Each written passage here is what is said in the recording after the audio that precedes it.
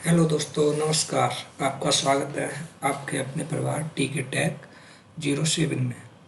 जैसा कि आप सभी को पता है, हम कंप्यूटर के मोस्ट इम्पोर्टेंट क्वेश्चन जो 1000 क्वेश्चन हैं उनकी सीरीज को कवर कर रहे हैं।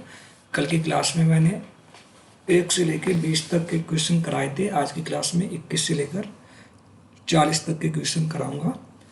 ये जो क्लास है, जितने भी एग्जाम में कंप्यूटर पूछा जाता है सभी के लिए रामबाण साबित होगी। चाहे जूनियर असिस्टेंट हो, दिल्ली पुलिस हो, यूपी पुलिस कंप्यूटर ऑपरेटर जो कि एग्ज़ाम आगे आने वाला है, एएसआई, बैंक, एनडीए, रेलवे और जितने भी अदर एग्ज़ाम जिसमें कंप्यूटर पूछा जाता है। ठीक है, आगे हम क्लास को आगे बढ़ाते हैं।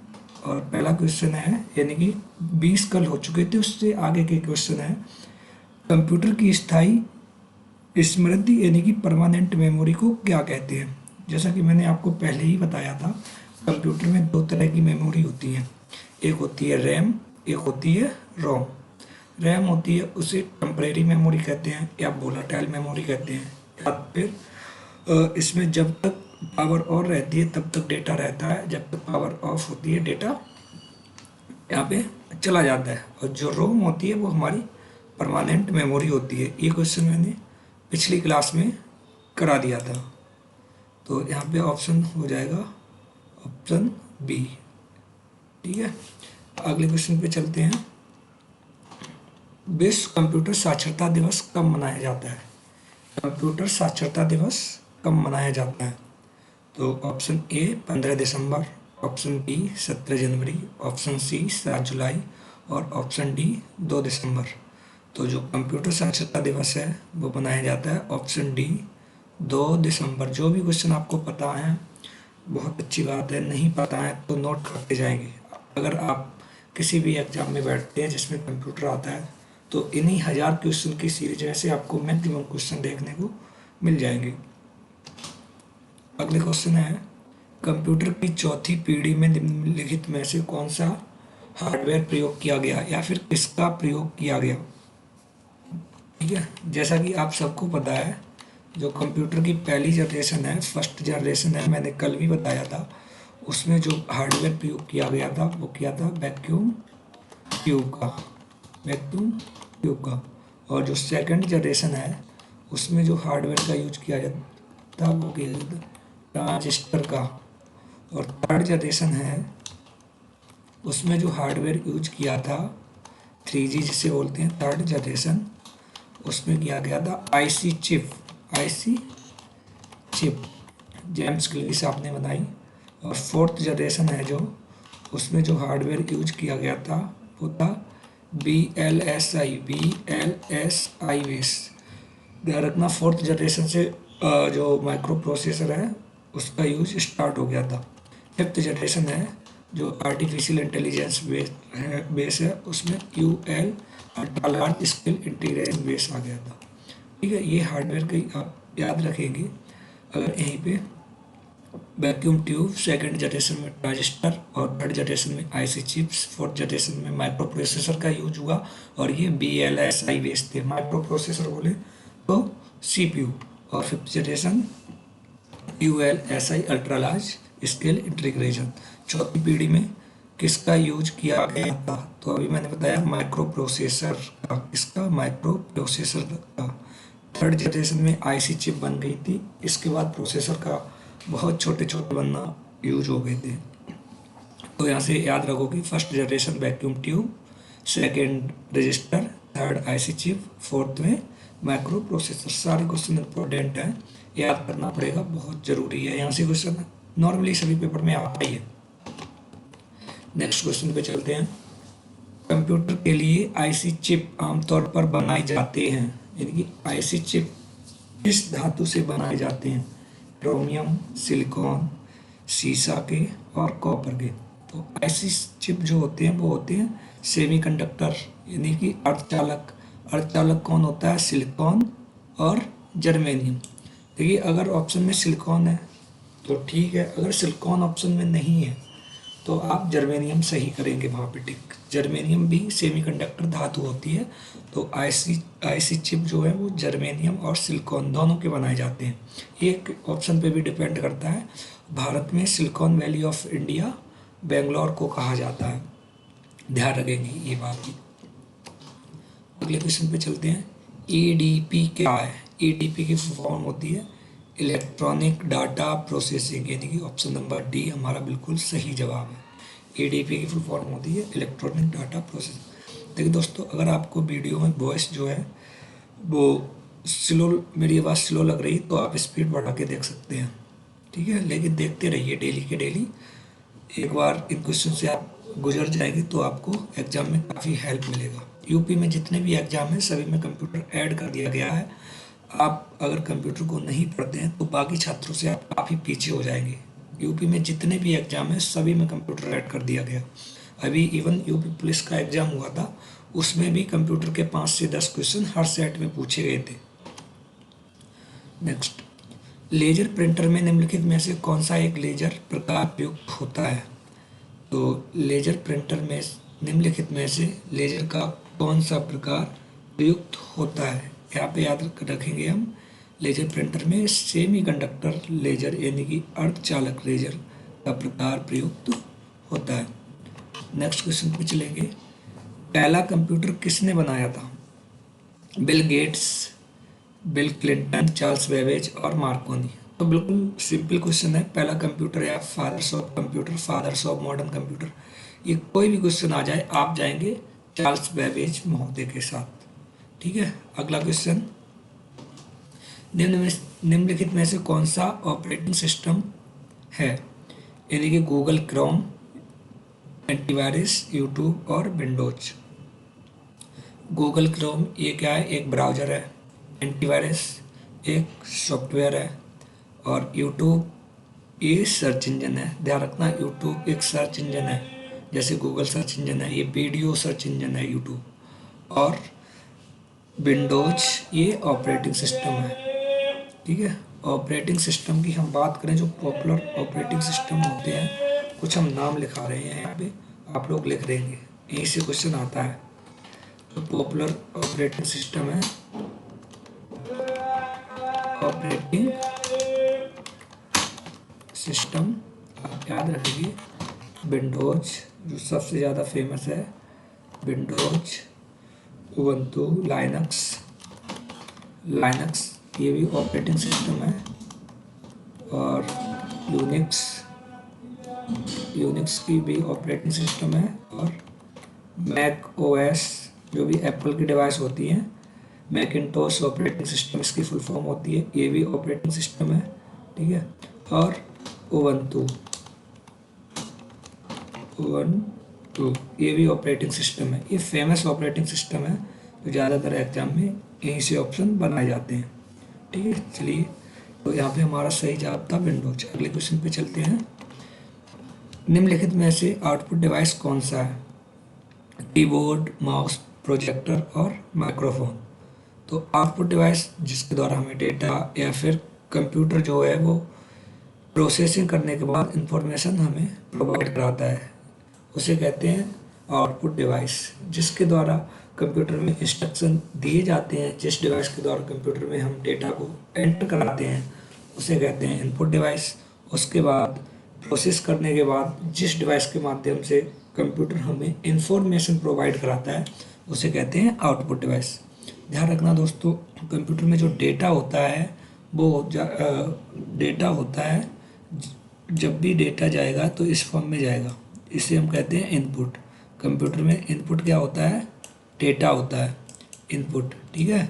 और उसके बाद क्या सीपीयू द्वारा इसे क्या किया जाता है? प्रोसेस किया जाता है, प्रोसेसर द्वारा प्रोसेस कर दिया जाएगा। उसके बाद प्रोसेस होने के बाद जो डेटा होता है वो किस में कन्वर्ट होता है? इंफॉर्मेशन में। और इंफॉर्मेशन जो हमें प्रोवाइड कराते हैं, जिस डिवाइस के माध्यम से हम तक पहुंचती है, उसे कहते हैं हम आउटपुट। यानी कि इनपुट जिसके द्वारा किया जाएगा डेटा, उसे कहते हैं इनपुट डिवाइस। प्रोसेस करने के बाद जो इन्फॉर्मेशन प्रोवाइड कराई जाएगी, उन डिवाइसों को कहते हैं हम आउटपुट डिवाइस। ध्यान रखना दोस्तों, ठीक है। नेक्स्ट क्वेश्चन पे चलते हैं हम। अगला क्वेश्चन है विंडोज क्या है? अभी मैं बता चुका हूँ आपको, विंडोज, यूनिक्स, लाइनक्स ये सारे के सारे क्या हैं? ऑपरेटिंग सिस्टम है। नेक्स्ट, निम्नलिखित में से कौन सा हार्डवेयर सामग्री नहीं है? देखिए कैसे भी क्वेश्चन घुमा के पूछ सकता है। पेरिफेरल डिवाइस क्या होता है, इनपुट डिवाइस क्या होता है, आउटपुट डिवाइस क्या होता है। जैसे जैसे क्वेश्चन आते रहेंगे वैसे वैसे हम आपको कराते रहेंगे। इनमें से देखिए पूछा गया है हार्डवेयर सामग्री नहीं है। ये प्रिंटर, प्रिंटर एक क्या है, ये आउटपुट डिवाइस है। कीबोर्ड ये इनपुट डिवाइस है। माउस ये इनपुट डिवाइस है। और यहाँ पे हार्डवेयर हार्डवेयर सामग्री क्या नहीं है, ऑपरेटिंग सिस्टम। ऑपरेटिंग सिस्टम ये क्या है, ये सिस्टम सॉफ्टवेयर का एग्जांपल है ऑपरेटिंग सिस्टम, ध्यान रखेंगे। ठीक है, अगले क्वेश्चन पे चलते हैं। अगला क्वेश्चन है सबसे पहले कंप्यूटर का क्या नाम था? तो सबसे पहले कंप्यूटर का नाम था NEA, electronic numerical integrated automatic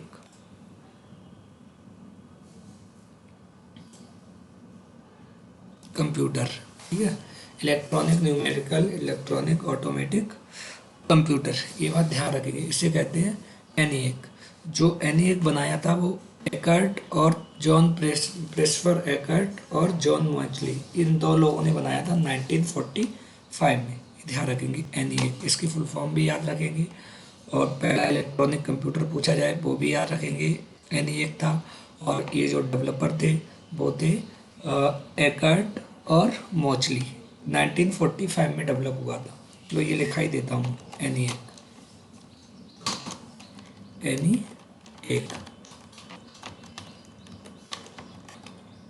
इसकी जो फुल फॉर्म होती है वो होती है electronic numerical integrated automated computer. ठीक है, ENIAC। जो इसके फाउंडर थे, फाउंडर या डेवलपर एकर्ट एंड मोचले, याद रखेंगे। जॉन प्रोफेसर एकर्ट पूरा नाम था, और जॉन मोचली ये नाम याद रखेंगे। और जो ईयर याद है वो इन्होंने डेवलप किया था 1945। ये सारे क्वेश्चन एग्जाम में पूछे गए हैं कहीं ना कहीं, तो ये आप लोग याद कर लेंगे। IC चिपों का निर्माण किया जाता है, ये फिर से आ गया। IC चिप जो बनी होती है अभी मैंने बताया था सिलिकॉन से बनी होती है, और ये सेमीकंडक्टर धातु होती है। अगले क्वेश्चन पे चलते हैं। आजकल सबसे अधिक प्रयोग होने वाली इनपुट डिवाइस कौन सी है? आजकल जो सबसे अधिक प्रयोग होती है वो है माउस। यहाँ पे अगर कीबोर्ड यूज हो, कीबोर्ड भी ऑप्शन में होता तो पहले हम कीबोर्ड टिक करते, अगर कीबोर्ड ऑप्शन में नहीं है तो माउस करेंगे। अगर पॉइंटिंग डिवाइस पूछी जाए पॉपुलर, तो सबसे पॉपुलर पॉइंटिंग डिवाइस माउस है, और सबसे पॉपुलर इनपुट डिवाइस जो है वो कीबोर्ड है। बट यहाँ पे कीबोर्ड ऑप्शन में है नहीं, तो हम बिल्कुल माउस को सही करेंगे। नेक्स्ट क्वेश्चन पे चलते हैं दोस्तों। MB का प्रयोग किया जाता है। MB का मतलब होता है मेगा बाइट्स। ठीक है, मेगा बाइट्स, ये मैंने आपको मेमोरी साइकिल लिखाई थी। ठीक है, तो आप अच्छे से याद कर लेंगे। पहली वीडियो जिन लोगों ने नहीं देखी है वो देख लेंगे, और प्रॉपर अपने शॉर्ट नोट्स बनाते जाएंगे। पूरे एक बार आप 1000 क्वेश्चन कंप्लीट हो जाएंगे, फिर देखिए आप कंप्यूटर में एक्सपर्ट हो जाएंगे। भारत में इंटरनेट की शुरुआत कब हुई? भारत में जो इंटरनेट की शुरुआत हुई वो हुई 15 अगस्त 1945। ठीक है, यहाँ पे हम लिख दे रहे हैं स्टार्टिंग इंटरनेट इन इंडिया 15 अगस्त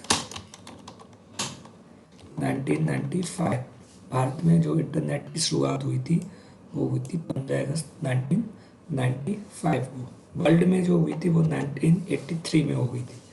अगला क्वेश्चन पे बात करते हैं। यहाँ की इसका ऑप्शन जो है वो ऑप्शन नंबर बी बिल्कुल सही जवाब है। नेक्स्ट क्वेश्चन पे चलते हैं।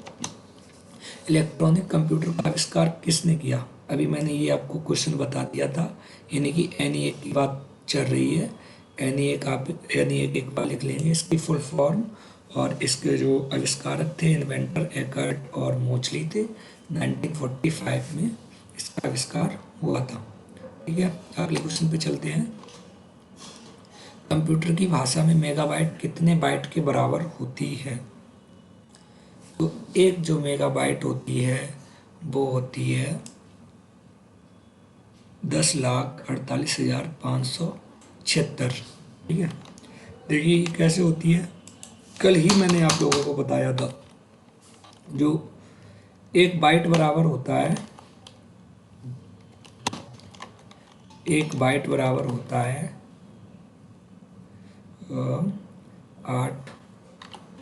8 बिट बराबर होता है 1 बाइट, 1 बाइट। ठीक है, और मैंने बताया था 1024 बाइट बराबर होगा, वो होगा 1 MB। ठीक, तो MB को आपको कन्वर्ट में करना है, यानी कि पूछा गया है 1 MB बराबर क्या होगा, 1 MB बराबर क्या होगा। तो आप यहाँ से कैलकुलेशन कर सकते हैं, यानी कि 1 MB बराबर होता है, वो होता है 1 MB बराबर होता है 1 MB बराबर होता है 1024 KB, और 1024 KB बराबर होता है 1024 KB बराबर होता है 1 बाइट, 1 बाइट। अब यहाँ पे हम डायरेक्ट MB को हमें किसमें कन्वर्ट करना है, बाइट में करना है। तो 1024 का 1024 में मल्टीप्लाई कर देंगे, यानी कि 1024 इंटू 1024। यहाँ पे हमारा आंसर आ जाएगा 10,48,576, इतना हो जाएगा। देखिए दोस्तों, ऐसे कन्वर्ट किया जाएगा। ठीक है, MB से पहले KB में आएंगे, 1024 का मल्टीप्लाई करेंगे, फिर KB से बाइट में जाएंगे तो 1024 का हम मल्टीप्लाई कर देंगे। अगले क्वेश्चन पे चलते हैं, तो ऐसे आ जाएगा 10,48,576। कल वाली वीडियो देख लेंगे तब भी समझ में आ जाएगा कैसे यूनिट आगे जाती है और कैसे पीछे आते हैं। अगले क्वेश्चन पे, सुपर कंप्यूटर के लिए शब्द लंबाई की परास यानी कि रेंज क्या होती है। जो सुपर कंप्यूटर में जो परास रेंज होती है वो होती है 64 बिट। ये नहीं जो ऑप्शन सबसे ज़्यादा बिट का दिखे वो सही कर दें, 64 बिट का होता है लंबाई परास। ठीक है, आया हुआ क्वेश्चन है और ये पूछा जाता है काफ़ी ज़्यादा। अगले क्वेश्चन पे बात करते हैं। अगला क्वेश्चन है, कंप्यूटर वायरस केवल एक प्रकार का सॉफ्टवेयर है जो मुख्यतः नष्ट करते हैं। जो कंप्यूटर जो सॉफ्टवेयर होता है वो प्रोग्रामों का कलेक्शन होता है, और सॉफ्टवेयर जो करेगा प्रोग्रामों को ही नष्ट करेगा। फर्स्ट क्लास में मैं आपको बता चुका हूँ, जो इंस्ट्रक्शन ग्रुप ऑफ इंस्ट्रक्शन है उसे हम प्रोग्राम कहते हैं, ग्रुप ऑफ प्रोग्राम है उसे सॉफ्टवेयर कहते हैं। तो कंप्यूटर वायरस एक प्रकार का सॉफ्टवेयर है जो मुख्यतः नष्ट करते हैं, किसको, प्रोग्रामों को नष्ट करते हैं। ठीक है, तो उम्मीद करते हैं दोस्तों आप सभी को हमारी क्लास अच्छी लगी होगी। अगर क्लास अच्छी लगी तो हमारी वीडियो को कर दीजिए लाइक और चैनल को कर दीजिए सब्सक्राइब, और जुड़े रहिए हमसे। धन्यवाद।